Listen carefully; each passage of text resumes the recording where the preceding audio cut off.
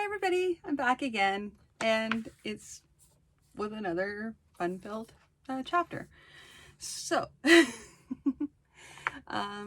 those of you who are just tuning in, I am currently reading my dad's manuscripts, novel by novel, and I'm also going over them. I'm reading them out loud as a way of practicing my reading to people, and also so that I can kind of pick up on any edits that I need to make. Now, this manuscript was originally live streamed on my Twitch channel.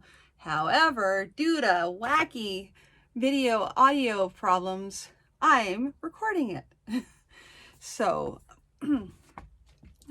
I've already technically edited it. However, I'm noticing that I'm still finding things as I go through a second time around. So who knew? Who knew that the more you brush up on a thing, the more you're gonna be refining it and ironing out issues.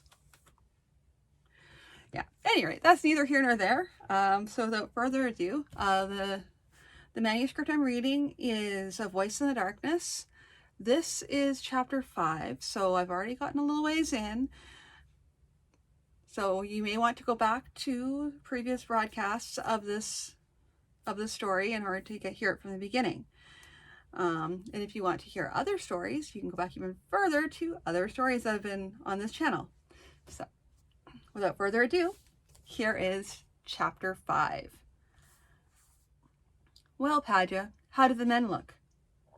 Young and scared mostly, Lord Prince, and trying not to let it on. A good answer, a good honest answer so far as it goes. Will they be able to do the job? Padua shrugged. They're not the worst troops I've seen. They'll mostly manage as well as any. I still don't know about those crossbows. They do well enough on the butts, but I haven't had a chance to see them operate in the field. Dolag nodded. You think we're depending on them too heavily? If anyone but you are leading us, I'd say yes. But I've seen the kind of work you can get out of mediocre troops. I think we'll manage. Have you taken to flattering your Lord Prince, Padua? Just being honest, Julia. You'll handle things the way you usually do.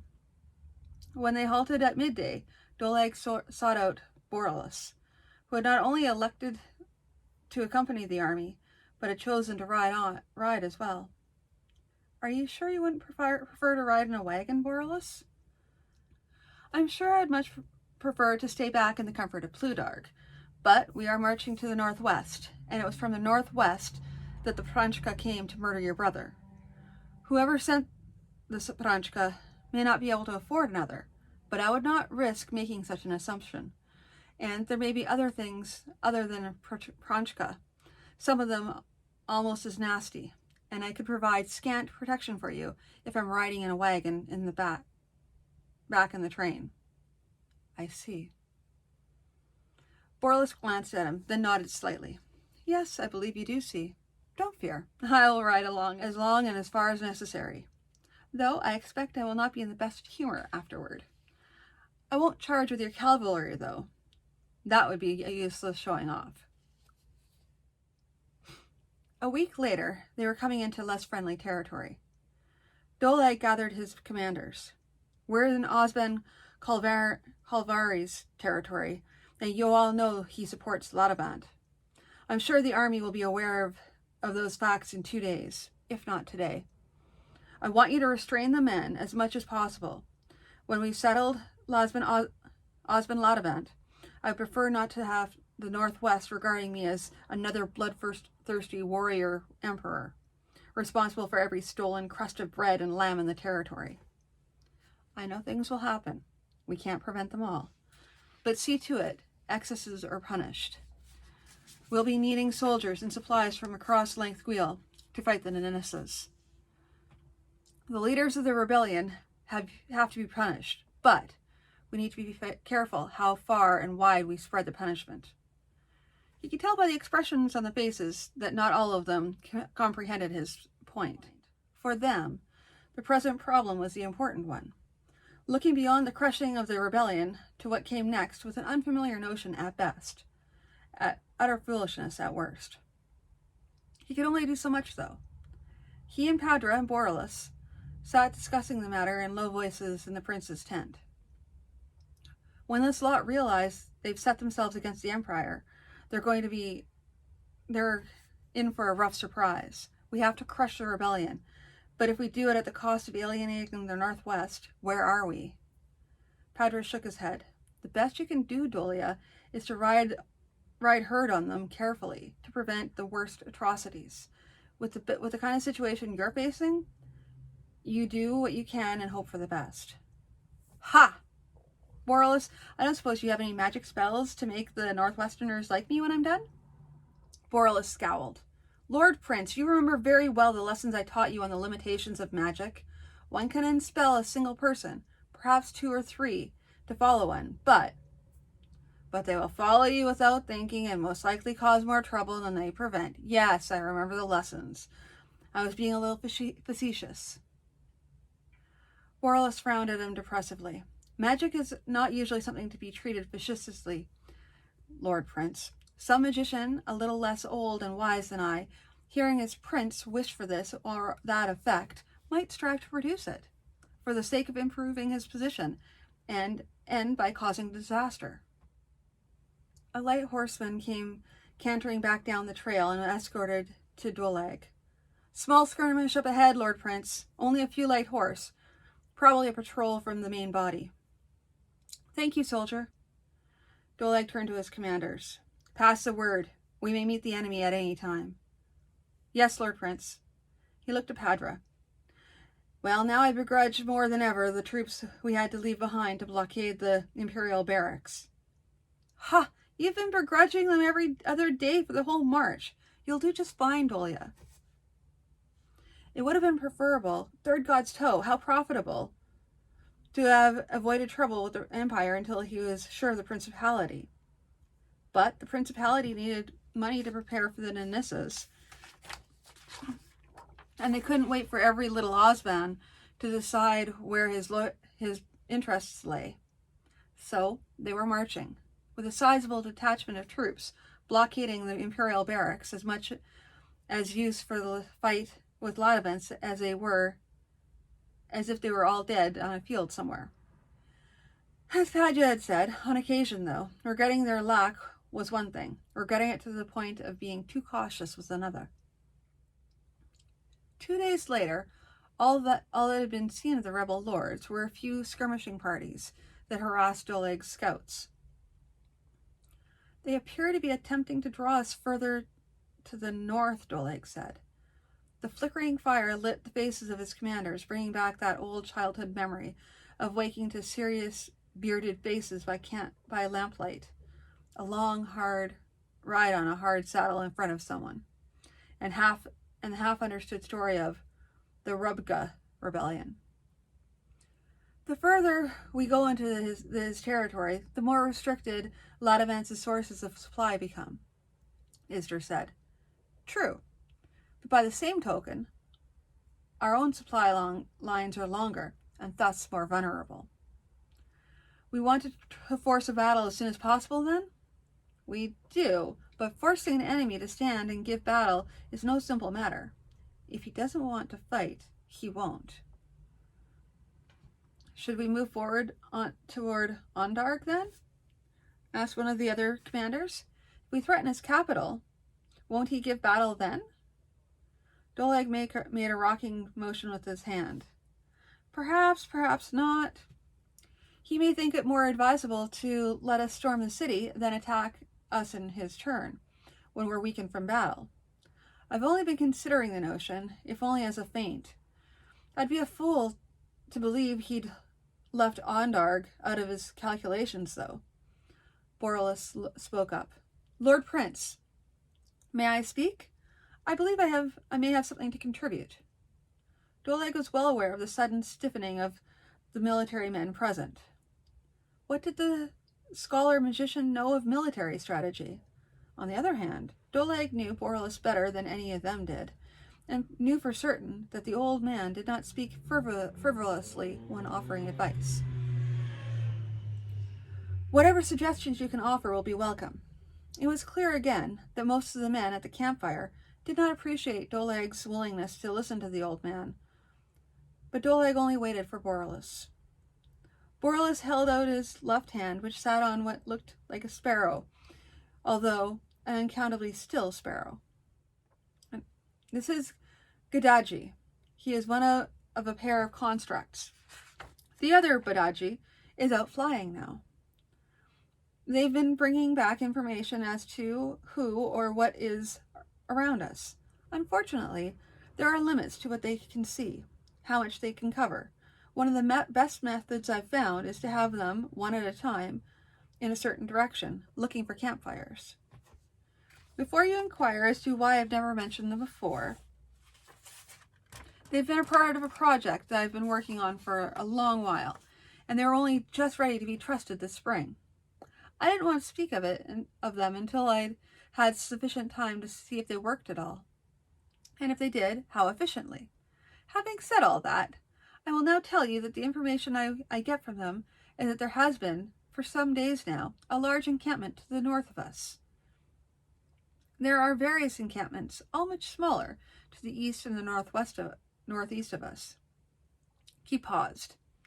Ah, then that may explain why they've been so vigorously attempting to draw us off to the northeast, Doleg said. Ladavant is hoping to come on us from the flank or the rear with his main force. We'd wake up one morning with him camped across our lines of supply and forced to give battle on a ground of his choosing. Borlaus, can you place them on a map for us? Probably, but they'll likely be moving too. Roads and trails will dictate the movement of their army, just as it does ours. I think I can arrange for us to intercept them, no matter where they are. Do you really trust his magic, Lord Prince? Asked Osmond Isger. Doleg did him the favor of accepting this for an honest concern, not political maneuvering aimed at undercutting a rival. I've known Borlaus for sufficient years to trust his devices to do as he says they will. Yes, I'll trust it until I'm proven wrong. Borlaus, will you stay a moment? I have a private question for you. At your service, Lord Prince. The other commanders and Osmans, taking the hint, excused themselves and left. When he was alone with Borlaus, Doleg said, You called them constructs, Borlaus? They're not Pranchka? A different order of construct, Lord Prince. These are animated by magic. A Pranchka is animated by a portion of the human soul.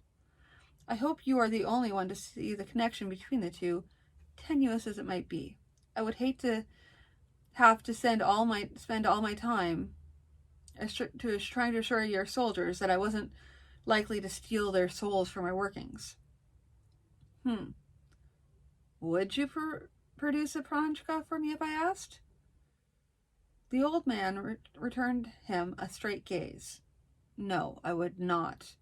There are certain lines I will not cross. He broke off suddenly. Let us not get into discussions of moral lines and how they are drawn and occasionally crossed. I cannot foresee any situation in which I would consider the making of a Pranchka to be a reasonable response. Will that be all, Lord Prince? Yes, thank you. Doleg watched the old man go. He knew he'd been a little shocked that Borlaus had loosened the plague on the Nanessas, no matter that it had eased the situation for him, the Prince of Langthguil. The deed, it seemed, had had an even deeper effect on Borlaus himself. Ladavant's light horse began to harass the prince's army more vigorously as Doleg's force changed its direction of march. Doleg imagined he felt some desperation in their efforts as he and his men marched northwestward, ignoring all efforts to lead them off in another direction. They found themselves one morning at last set up in a battle formation across a field from Ladavant's force. They were near evenly matched so far as numbers were concerned. For all his vaunted pro-empire stance, Ladavant's army were not all armed in the imperial fashion. The center of his force were very close to imperial standard, spearmen with shield and leather coat. On both sides of that solid order The troops carried a welter of varied arms, from spear and shield to short sword to nothing but a long dagger. Most carried some form of shield or other. The wings were protected by light cavalry, all of them bowmen. In the rear, there were a mass of cavalry, bow and spear, ready to charge home to expedite any weakness in the prince's formation. On his own part, Doleg's center was made up of imperial-style spearmen, highly trained, able to hold a solid line, one hoped, in the face of any attack. Flanking them were the new troops, the crossbowmen, facing their first real battle with their new weapon. Some of them, altogether too many, were facing their first battle against anything more fearsome than the straw-baled targets they had learned their marksmanship on. The flanks of infantry were protected by light cavalry as well, and Doleg himself sat in the midst of his own cavalry reserve, ready to make the finishing charge. Horns flared and signal whistles shrieked, and the tow lines of infantry moved toward each other, step by step. Another set of whistles. His infantry stopped. The crossbows came up in well-drilled unison. Arrows flew, while odd-numbered men were recocking their weapons and putting in another arrow. Even numbers were aiming and shooting. It was very close to a constant shower of arrows, and it had its effect on the rebels. Men were falling, and under-officers were urging their men to fill the gaps. There was another moment before Ladovant's own bowmen could get within range, and now men were falling on both sides. The crossbowmen started moving again, before the sound of the whistle came faintly to Doleg. "Come on!" he shouted to his cavalry. "Lanthel Kanzi!" It was the old Lantha war shout. Lantha, meaning Lanthas among you. Ladovant had picked his site, so Doleg's men had to charge somewhat uphill. Not an unconsiderable disadvantage, but then again, not an unsuperable one either. Doleg felt more than heard his own horsemen coming behind him, and Lantholkanzi filled the air. The infantry were clashing ahead of them, a heavy, boiling mass. The timing and directing of a cavalry charge was as much of a matter of instinct as anything else. Where would the enemy line break easiest? Or where did your own line need reinforcing the most? Instinct, a highly trained instinct, brought Doleg's cavalry through the heavy lines at one particular point. They swept their own infantry out of the way, engaging the rebel line, which was already weakened by the arrow storm. Weakened, but not destroyed. His lance broke, and he pulled out his sword, chopping down a tribesman leaping up to stab a dirk at him. Up the hill they pushed, through a haze of dust scented with crushed heather, and up further among brush clumps. Now there were horsemen among the enemy. Ladovant's attempt to shore up his own line and reverse the momentum of battle. Swords clattered against shield. Men shouted. Horses screamed. The battle still moved uphill, slowly, dreadfully slowly. The rebels fought hard too. Spear, sword, and dagger and hatchet. Bearded men with tribal paint, boys too young to be in battle, faces filled with hate or fear. Doleg pressed on, warding blows and striking in his turn, often as not from the last opponent before he saw whether or not the man had fallen. Then, almost between one breath and the next, his horse was moving at a run. He was striking more often at the backs of men than wielding weapons against him. He hated this part of battle. Cutting down men in flight. It wasn't a good thing to call the troops off too soon, though. A beaten foe could still rally, and if Ladovant wasn't dead on that heather-scented field somewhere, the fewer of his soldiers he was able to gather afterward, the better for the principality. 3 weeks later, on another field, scented only with heather and not the stench of death, the prince's army was camped again. "Rebels done, Dolia." Padra had his helmet off, dangling by a strap from a thick forefinger. "Probably so. Boltrin has come in asking for forgiveness. Gusti and Akti have sent messengers to see what terms they can make.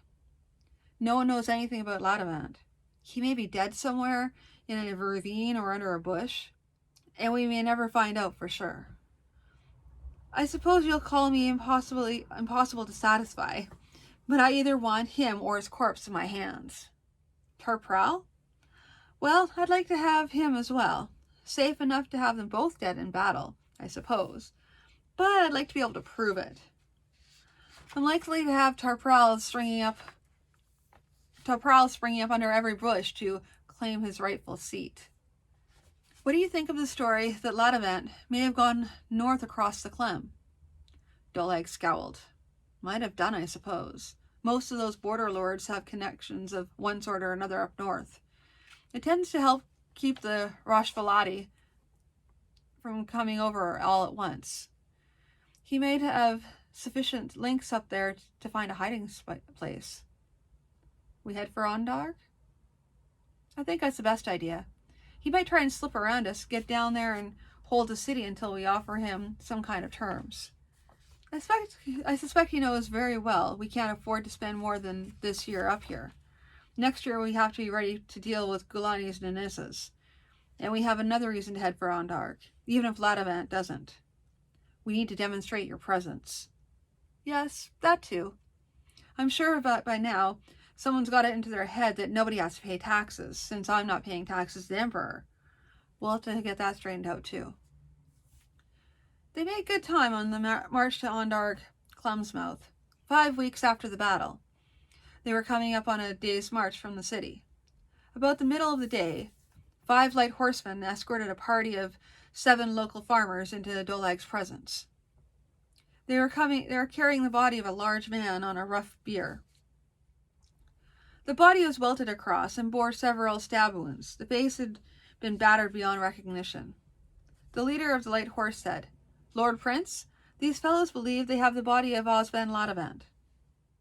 Doleg looked at the farmers. One of them, who had apparently been chosen, despite his unwillingness to take the task, as spokesman for the group, said, "It's true, Lord Prince. This is Osvan Ladamant." Doleg gave the farmer a careful glance. "And you are?" "Lord Prince, I'm Toved, a freeholder of hereabouts. The way it came about was this, Lord Prince. These lads and I were moving the cattle to a new pasture when this fellow came riding through. His horse was about floundered, and he began demanding to know where he might find a good horse hereabouts. Now, I knew him for Osvan Ladamant, and we had already heard the news of him losing a great battle up north. The way I figured, he was running for the city. So I figured it might be worth something to bring him in. I told him old Vorlas down the road had a good horse, and when he starts out, I hit him with my staff. Took him out of the saddle. He pulled his sword and tried to get up, so we all set on him and we killed him. Then we brought him here to you."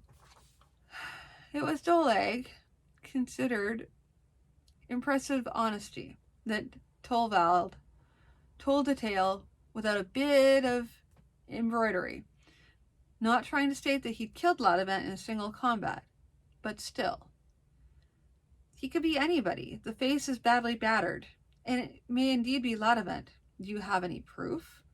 His armor, his weapons? "I beg your pardon, Lord Prince, but the man himself is a dreadful weight, without carrying his sword and armor as well. I do have this." He dug in his wallet and brought out a ring. One of his soldiers took it from him and passed it to the prince, who looked it over. It did seem to be the signet ring of Ladamant.